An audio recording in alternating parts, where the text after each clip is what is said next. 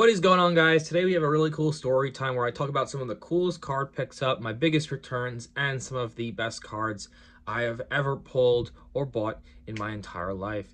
So first off, I'm going to talk about a little bit of a growing up card collecting Andrew. I went to a Hofstra card show back when it was a very, very small show in 2014, possibly 2015, and I'm buying a ton of stuff. I had $100 from my mom, first time ever going to a card show. Here you go. I go to the card show, keep on buying from this one guy. End of the show nears, and I'm like, I haven't bought a Yankee card. I want a Yankee card. I want this one specific guy from 2013 Bowman Sterling. And I know this prospect. I know he's going to be really good. I believe solely in my heart that he's going to be really good. And guess what? That man is Aaron Judge. And Aaron Judge, to me, was like the next Mike Trout, or even better. He was like looking at me kind of crazy, the vendor. And I'm like, how much do you want for the card? I don't have any money left. He's like, you can have the card for $2 because you've been buying from me all day. And I'm like, but he's going to be really good. And the guy says to me, well, he is 6'7". He's never going to amount to anything in the Major League Baseball. And I look at the guy all funny. I'm like, all right, sure. But I'll take it, $2. Fast forward, 62 home run season. Couple MVPs, Rookie of the Year, tearing up the league as usual, as Aaron Judge does. Card is now valued around $952. My biggest ROI during the 62 home run season, card was valued around $2,000 in a PSA 9. You can pull up sales. Let me know in the comments if you found something different, but that's what I saw.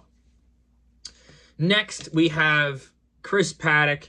I don't know if you remember him. He's not really in the league anymore, or he is, but not as prominent as he was during his rookie and sophomore campaign in the major leagues. I picked up his Dynasty patch card from a seller in Japan because it was the only one I could find. It's a 5 of 10 patch autograph rookie PSA 9. From the moment I started watching him pitch and during my time pitching in college, I wanted to be like him. It was like his aggressiveness on the mound when pitching to hitters, his energy, his love of the game, and his appreciation for the fans. And he had all those heated battles with Pete Alonso. There was a battle between him and Alonso for the Rookie of the Year. So yeah, I had to pick up this. I don't really pick up a lot of pieces for my personal collection. A lot of them are investment pieces. Inadvertently, the Aaron Judge ended up being my personal collection because, I lucked out, $2. Now it's going to keep growing, that card value. Next up, as you saw in one of my other videos, we pulled one of the biggest cards I've ever pulled in my entire life. And that's a Shohei Ohtani patch auto.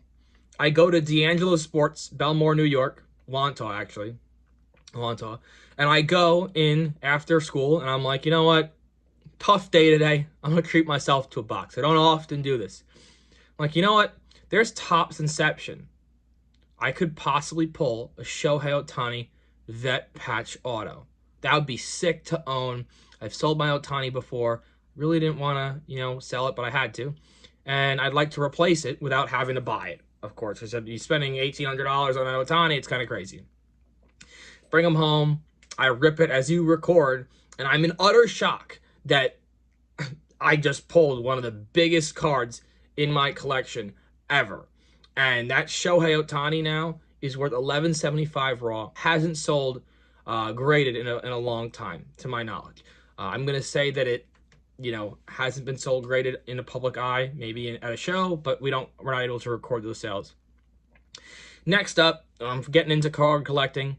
I pulled a Harry Ford red to 5 auto on release day of 2021 Bowman draft. Okay. I'm shaking. In the video, I'm like, this is like a $300 to $600 card. Nowadays, it's probably a $1,000 card.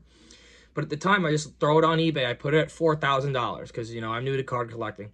I'm getting offer after offer after offer. I'm like, you know what? We'll just set it higher, $8,000 on eBay. That's fine. I'm scrolling, wait, I'm at the dinner table. And I get a cha-ching on my phone. And someone offered me 7.5, and I take it. So I sold the card for $7,500. That's now being invested very well. Which is kind of freaking crazy because I pulled it from a $45 pack. So that was my biggest card sale to date. The pack cost me 45 bucks and I made $7,500 on the card. Crazy. Of course, eBay fees, so they killed me on those eBay fees. Next, I went into D'Angelo Sports in Wantagh as well. Pulled a Patrick Bailey 1/1 Inception auto. I really thought it was someone else, but Patrick Bailey's awesome.